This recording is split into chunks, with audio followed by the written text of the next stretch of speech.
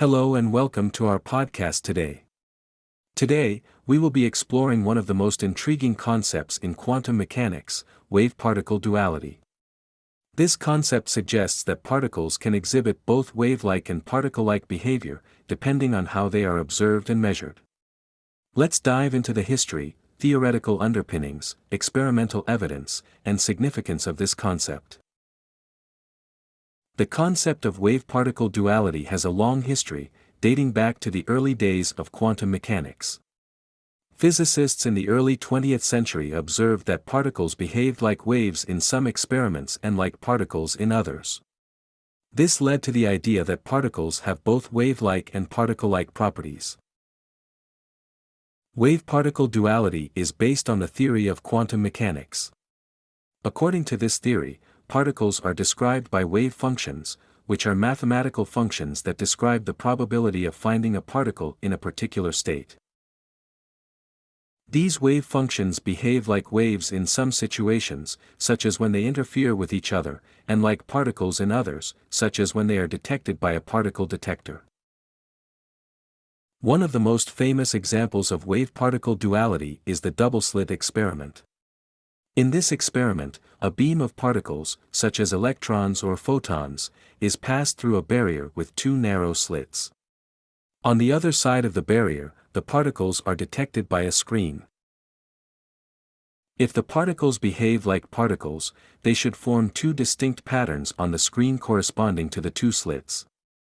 However, if the particles behave like waves, they should form an interference pattern, with alternating bright and dark fringes. The double-slit experiment has been performed with a variety of particles, including electrons, protons, and even large molecules like buckyballs. In each case, the particles exhibit wave-like behavior and form interference patterns on the screen. Other experiments have also demonstrated wave-particle duality, for example, the Compton effect. It is a phenomenon in which X-rays scatter off of electrons, causing them to lose energy in change direction. This effect was first observed in 1923 by Arthur Holly Compton, who found that the wavelength of scattered X-rays was longer than that of the incident X-rays. This discovery provided evidence that both photons and electrons have wave-like properties, which was a key development in the understanding of quantum mechanics.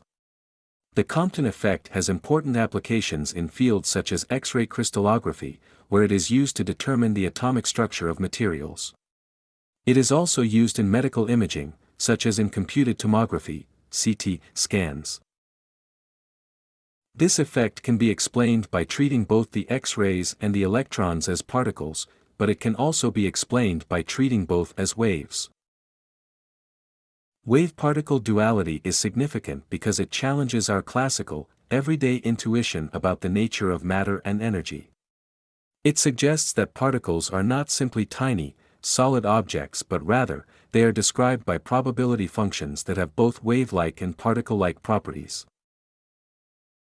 This has important implications for our understanding of the behavior of matter and energy at the atomic and subatomic levels, and it has led to many technological advancements, such as the development of the laser.